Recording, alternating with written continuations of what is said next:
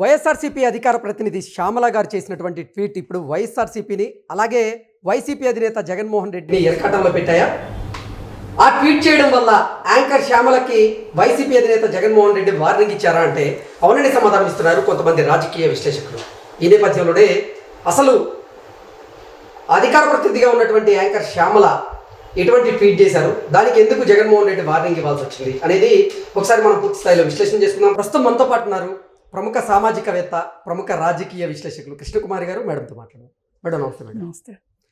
Madam, YSRCP అధికార ప్రతినిధి శ్యామల గారు ఒక ట్వీట్ చేశారని, ఆ ట్వీట్ చేయడం వల్ల జగన్మోహన్ రెడ్డి అలాగే వైఎస్ఆర్సీపీ ఇరకాటంలో పడ్డాయని, దానికి గాను జగన్మోహన్ రెడ్డి శ్యామల మీద సీరియస్ అయినట్లుగా కొన్ని వార్తలు వస్తూ ఉన్నాయి. ఈ వార్తలో వాస్తవం ఉందా?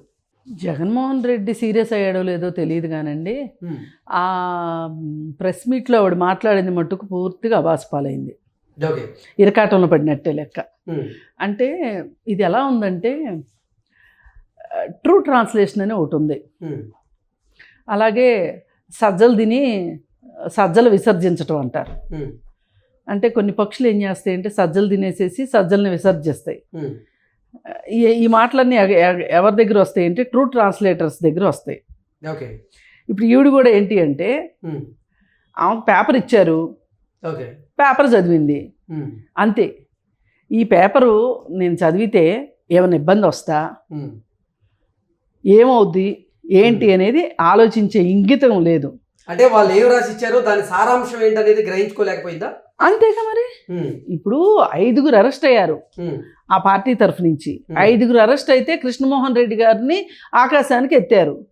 ఆ రాసిచ్చినోడు ఎవడో అడ్డగాడిదా, వాడు కృష్ణమోహన్ రెడ్డి అంటే కొంచెం ఏదో అభిమానం ఎక్కువ ఉన్నట్టుంది.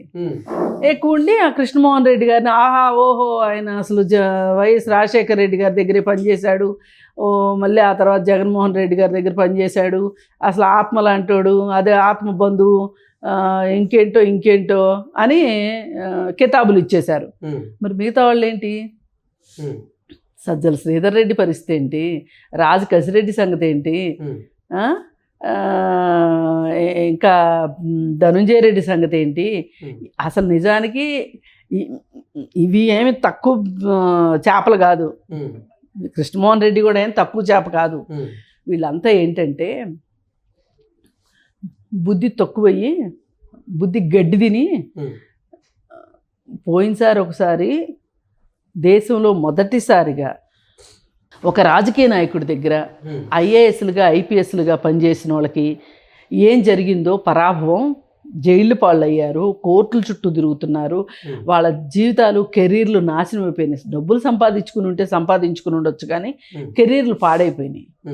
అసలు ఐఏఎస్ ఐపీఎస్ అప్రతిష్ట. అసలు అలాంటి ఇదే ఎందుకు జరిగింది అంటే అంతకుముందు ఐఏఎస్లు ఐపీఎస్లు అంతా గొప్ప మంచోళ్ళు అని కాదు నా ఉద్దేశం, వాళ్ళంతా అసలు ఏమాత్రం కళంకితులు కాదు అని కాదు నా ఉద్దేశం. ఎవరో ఏదో ఒకటి జరుగుతూనే ఉంటాయి. ఏమి జరగంది ఈ దేశంలో ఇంత అవినీతి ఎక్కడి నుంచి వస్తుంది? ఐఏఎస్లు ఐపీఎస్లు కొమ్ముగా అయింది అవినీతి ఎందుకు ఇంత జరుగుతుంది? అసలు సరిదిద్దాల్సింది ఇద్దరే. లా అండ్ ఆర్డర్ ఒకరి చేతిలోనూ గవర్నమెంట్ ఒకరి చేతుల్లో ఉంటుంది. వాళ్ళిద్దరూ తలుచుకుంటే ఐఏఎస్లు ఐపీఎస్లు సరిగా ఉంటే చాలా వరకు బాగుంటుంది దేశం.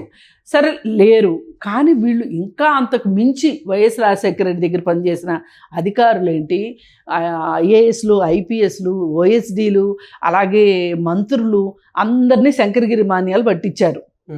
ఎవరు? జగన్మోహన్ రెడ్డి. ఇదాన్ని అంటే వైఎస్కి తెలియకుండా జరిగిందని నేను అనను, వైఎస్కి తెలియకుండానూ జరగలేదు. ఇప్పుడు జగన్మోహన్ రెడ్డిని వెనకేసుకొస్తున్న పెద్ద మనిషి ఉన్నాడు కదా, జగన్మోహన్ రెడ్డి వైఎస్ రాజశేఖర రెడ్డి గారి ఫ్రెండ్ అని చెప్పుకుంటాడు, ఉండవల్లి. ఆయనకి తెలియంది కాదు, అందరికీ తెలుసు, ఇక్కడ జరిగిందంతా తెలుసు. కాకపోతే ఏంటంటే వైఎస్ అందరికీ తలా కొంచెం తినిపించాడు కాబట్టి ఎవరు ఆ రోజు పెద్దగా మాట్లాడలా. ఇప్పుడు పొట్టలోంచి పాములన్నీ ఎందుకు బయటకు వస్తున్నాయంటే ఎవరో పెద్దగా తినకుండా అంతా నేనే తినాలనుకుంటున్నాడు కాబట్టి జగన్మోహన్ రెడ్డి ఉప్పందించేవాళ్ళు ఎక్కువయ్యారు. సరే ఇది వేరే కథ అనుకోండి. అయితే మరి తెలిసి ఎందుకు అతని దగ్గరికి వీళ్ళు వెళ్ళారు? కృష్ణమోహన్ రెడ్డికి ఏం తెలియదు, నోట్లో వేలు పెడితే కొరకలేనోడా? గత ప్రభుత్వంలో వైఎస్ ప్రభుత్వం ఉన్నప్పుడు క్విడ్ ప్రోకో ద్వారా ఎంపీ అవ్వకముందు జగన్మోహన్ రెడ్డి ఆస్తులేంటి, వైఎస్ రాజశేఖర రెడ్డి గారు ముఖ్యమంత్రి అవటానికి ముందు ఆస్తులేంటి, తర్వాత ఆస్తులేంటి, వాళ్ళ ఐటీ రిటర్న్స్ బట్టి తెలిసిపోతుంది కదా. మరి ఇవన్నీ ఎక్కడి నుంచి వస్తున్నాయి అనుకున్నారు వీళ్ళు? ఏమన్నా అల్లావుద్దీన్ అద్భుత దీపం ఉందా? లేదు కదా. గవర్నమెంట్లో లొసుగుల్ని అడ్డం పెట్టుకొని ఇష్టానుసారం సంపాదించారు. ఈ ప్రాసెస్లో నేరస్తులుగా కూడా ముద్రపడ్డారు. అప్పుడు కొన్ని చేపలు జారిపోయినాయి, కొన్ని చేపలే దొరికినాయి, కొన్ని చేపలు దొరకలా. ఇప్పుడు ఆ దొరకని చేపలను కూడా పట్టుకుని వచ్చి మళ్ళీ రండి నా దగ్గరికి అంటే వీళ్ళకి అవే సెగ తగల్లా, అందుకని మళ్ళీ వచ్చారు. లేకపోతే రైల్వేస్లో పనిచేసుకునే ఐఆర్ఎస్ ఆఫీసర్కి ఏం పోయే కాలం అండి. ఆంధ్ర గవర్నమెంట్లోకి డెప్యుటేషన్ మీద రావాల్సిన అవసరం ఏంటి? అదేమన్నా తిరుమల తిరుపతి దేవస్థానానికి డెప్యుటేషన్ మీద వేస్తే అబ్బో రోజు బజిగోవిందం అనుకోవచ్చు అని చెప్పి వచ్చినట్టు జగన్మోహన్ రెడ్డి దగ్గరికి ఎందుకు వచ్చినట్టు? ఏదో అంటారే అడుసు తొక్కనేలా కాలు కడగనేలా అన్నట్లు వచ్చారు. పొలోమని వస్తే మంచిగా ఇరికిచ్చాడు అబ్బాయి గారు. ఇరికిచ్చేసేసి ఇప్పుడు ఒక్కొక్కళ్ళు అరెస్టులు. ఇప్పుడు ప్రతి కేసులోనూ ఏదో ఒక గవర్నమెంట్ అఫీషియల్ ఉంటున్నాడు. సరిగా అన్ని కేసులు దారి వేరయ్యా, లిక్కర్ కేసు మరింత వేరయ్యా అన్నట్లు లిక్కర్ కేసుని చాలా గట్టిగా బాగా జల్లెడ పడుతున్నారు. ఎందుకంటే ఇక్కడ ఆధారాలు బాగా దొరుకుతున్నాయి. ప్లస్ ఈ స్కామ్ని బయటకు తీసుకురావడానికి అవకాశాలు కూడా బాగా ఎక్కువ ఉన్నాయి. ఎట్లంటే వీళ్ళు డిజిటల్ మనీ లేకుండా చేయటము, కొత్త బ్రాండ్లు తీసుకురావటము, అప్పటి వరకు మనుగడలో లేని డిస్టిలరీస్ని బయటికి అంటే మూసేసిన డిస్టిలరీస్ని తీసి మరమ్మతులు చేసి అప్పటికప్పుడు మందు తయారు చేసి అప్పటికప్పుడు మందు సప్లై చేయటము, ఇవన్నీ బయటకు వచ్చేసినాయి వాస్తవాలు. ఈ బయటకు వచ్చేసరికి అమ్మ ఇక్కడేదో స్కామ్ ఉంది అనుకున్నారు. పురంధరేశ్వరి గారు కూడా ఎప్పుడోనే వచ్చి చెప్పింది ఆవిడ, ఢిల్లీ వెళ్ళి చెప్తా అంది. అమ్మ రామాయణంలో పిడకల వేట ఎందుకు, ఆగు కొంచెం ఎలక్షన్స్ అయ్యేలోపు జగన్మోహన్ రెడ్డి దగ్గర డబ్బులు తీసుకోవాలి, మనం ఎన్నికల నిధులు తీసుకోవాలి, విరాళాలు తీసుకోవాలి, కొంచెం ఆగమ్మా అని ఆవిడ నాకు అట్లా కూర్చోబెట్టి ఊరుకున్నారు. ఇప్పుడు వచ్చింది ఈ లిక్కర్ స్కామ్ బయటకు వచ్చింది. బయటకు వస్తే అసలు ఢిల్లీ లిక్కర్ స్కామ్లో ఉన్నవాళ్ళు ఈ లిక్కర్ స్కామ్లో కూడా ఉన్నారు. ఇప్పుడు డిస్టిలరీస్ ఉన్నాయి, తమిళనాడులో డిస్టిలరీస్ కొన్నారు వీళ్ళు. కొని మూతపడిపోయిన డిస్టిలరీస్ కొని అధికారంలోకి రాగానే ఇప్పుడు అరబిందో అతను కూడా ఉన్నాడు ఒక డిస్టిలరీ, కొనేసేసి ఇష్టానికి రేట్లు మార్చేసేసి రేట్లు పెంచేసేసి కొత్త బ్రాండ్లు తీసుకొచ్చి ఇచ్చేశారు. ఇచ్చేసి ముబ్బడిగా డబ్బులు వచ్చినాయి. ఆ డబ్బులు ఏం చేసుకోవాలో తెలియక కాదు, ఇక ప్రతి నెల 500 కోట్లు తాడేపల్లి ప్యాలెస్కి వెళ్ళాయని చెప్పుకుంటారు.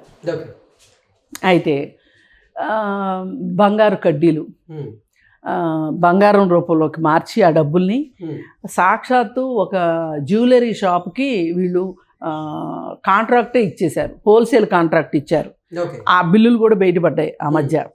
మరి ఇన్ని చేసిన తర్వాత ఈ స్కామ్లో ఒకళ్ళ తర్వాత ఒకళ్ళు బయటకు వస్తున్నారు. సరే, ఈ బయటకు వస్తున్న ప్రాసెస్లో ఇప్పుడు పరిస్థితి ఏంటి అంటే ఎవరి కాళ్ళకి టెన్షన్లో ఉన్నారు. ఏంటి ఆ టెన్షన్ అంటే, జగన్మోహన్ రెడ్డి ఒక రకం టెన్షన్లో ఉన్నాడు, ఇప్పుడు మిగతా వాళ్ళు ఒక రకం టెన్షన్లో ఉన్నారు. ఏదైనా కానీ మళ్ళీ సందట్లో సడేమియా అని పోయినసారి జగన్మోహన్ రెడ్డి జైలుకి వెళ్తే మంచి మైలేజ్ వచ్చిందని, మళ్ళీ ఓసారి ఆయన జైలుకి వెళ్తే కానీ మైలేజ్ రాదు అంటే జనాల్లోకి వెళ్ళటానికి అక్రమ అరెస్టు అని సందు చూసుకునే వాళ్ళు కూడా ఉన్నారు కొంతమంది. ఈ టోటల్ ప్రాసెస్లో ఏ చిన్న ముక్క బయటికి ఎవరన్నా మాట్లాడాలి వైసీపీ లీడర్సు అంటే అది స్క్రిప్టు తాడేపల్లి ప్యాలెస్ నుంచే బయటికి రావాలి.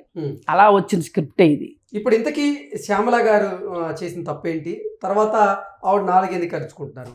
ఆవిడ 4 ఖర్చుకుందో లేదో ఎవరికి తెలియదండి. మనం అనుకుంటున్నాము. ఓకే. ఆమె ఏమనుకుంటుంది, నాకు ఇప్పుడు రేపు అడిగితే కూడా అదే చెప్తుంది, నాకు స్క్రిప్ట్ ఇచ్చారు నేను చదివానంటది. ఇక్కడ ఎటువంటి తప్పులు దొరికినాయి ఆ స్క్రిప్ట్ లో? కృష్ణమోహన్ రెడ్డి గారిని ఆకాశానికి ఎత్తితే ఇప్పుడు ఆయన ఒక్కడే మంచోడా 5గురిలో?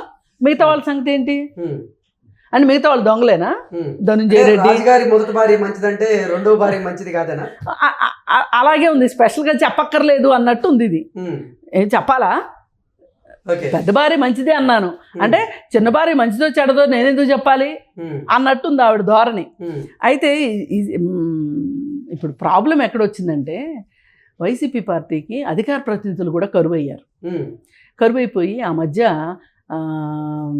లక్ష్మీపార్వతిని, అలాగే వాడు బట్టలిప్పుకుని స్ట్రీకింగ్ చేశాడు చూడండి గోరంట్ల మాధవ్, వీళ్ళు కూడా లిస్టులో బయటకు వచ్చారు అధికార ప్రతినిధులుగా. ఇప్పుడు పరిస్థితి అలా ఉంది, వైసీపీ పార్టీ పరిస్థితి అలా ఉంది. ఈ పరిస్థితుల్లో ఏంటంటే శ్యామల తప్పు ఉందని నేను అనుకోను. శ్యామలకి ఏం రాజకీయ పరిజ్ఞానం ఉంది? అసలు రాజకీయాలు ఏం తెలుసు శ్యామలకి? అసలు రాజకీయాలు తెలిసే అవకాశమే లేదు శ్యామలకి. నిన్న మొన్నటి దాకా యాంకరింగ్ చేసుకుంది, నిన్న మొన్నటి దాకా ఆమె బిగ్ బాస్. అసలు పరిజ్ఞానమే లేని శ్యామలకి మరి జగన్మోహన్ రెడ్డి వైఎస్ఆర్సీపీ అధికార ప్రతినిధిగా ఎలా నియమించారంటారు? అంటే ఆమెకి పబ్లిక్ అప్పీల్ ఉంది అని. అంటే ఇప్పుడు రోజాకి సినీ గ్లామర్ ఉందని ఎట్లయితే అనుకున్నాడో ఆవిడకి కూడా పబ్లిక్ గ్లామర్ ఉంది అనుకున్నాడు. ఆమె యాంకరింగ్ అది చేస్తుంది కదా, ఇన్స్టా ఫాలోవర్స్, పైగా వీటన్నిటిని మించి ఆమెకి ఇంకో క్వాలిఫికేషన్ బిగ్ బాస్కి వెళ్ళి వచ్చింది. అందుకని చెప్పి సార్వత్రిక ఎన్నికలకి ముందు ఆవిడ చెప్పినటువంటి గుంటనక్క స్టోరీకి సంబంధించిన వీడియో ఏదైతే ఉందో అది నచ్చే ఇక జగన్మోహన్ రెడ్డి నిజంగా ఈవిడికి అవకాశం ఇచ్చాడో లేకపోతే ఎట్లా? అట్లా కాదు, అసలు ఆవిడకి ఆ గుంటనక్క స్టోరీ చెప్పేంత అవకాశం ఎందుకు వచ్చింది? అసలు ఈవిడికి ప్రమోషన్ ఇచ్చే ఉద్దేశంతోనే రిహార్సల్ వేయించారు. కథ బాగానే చెప్పింది కదా, లక్ష్మీపార్వతి హార్మోనియం వాయించినట్టు ఈమె కూడా కథ బాగానే చెప్పింది కదా అని ఈమెకి ఇంకివ్వచ్చు ఈమెకి ప్రమోషను. పైగా అక్కడ ఎవరూ లేరు, ఏది వృక్షాలు లేని చోట ఆమోదం చెట్టే మహావృక్షం అన్నట్టు అక్కడ ఎవరు లేరు మాట్లాడేవాళ్ళు. ఇప్పుడు ఆమె స్క్రిప్ట్ అంతా చదువుకుంటే ఆమెకు అర్థమయ్యేది, అరే నేను ఒక్కడి గురించే మాట్లాడుతున్నాను, ఒక్కడనే ఆకాశానికి ఎత్తాను, మరి మిగతా 4 సంగతి ఏంటి? వాళ్ళంత ఎదవలా, వాళ్ళు నిజంగా దొంగలా, వాళ్ళు నిజంగా స్కామ్ చేశారా అనే ఆలోచన వచ్చేదిగా. ఏమాత్రం బుర్రలో గుజ్జుంటే, రాజకీయ గుజ్జు లేదు అక్కడంతా, గ్లామర్ గుజ్జు ఉంది. నిజంగా అండి, ఏ మాటకు ఆ మాట, ఆ అమ్మాయికి గనక తెలివితేటలే ఉన్నట్లయితే ఆ రోజు గుంటనక్క కథ చెప్పేది కాదు. అందుకని పాపం ఆ అమ్మాయి ఒక్కటాన్ని ఎందుకు అనుకోవాలండి? వల్లభనేని వంశీ ఆ పేలుడు పేలేవాడా? కొడాలి నాని ఆ పేలుడు పేలేవాడా? ఇప్పుడు ఎక్కడున్నారు వీళ్ళంతా? శంకరగిరి మాన్యాలు పట్టిపోయారు, అంతే కదా. అందుకని ఆ తాడేపల్లి ప్యాలెస్ మహత్యం అట్లాంటిది. Okay madam, thank you.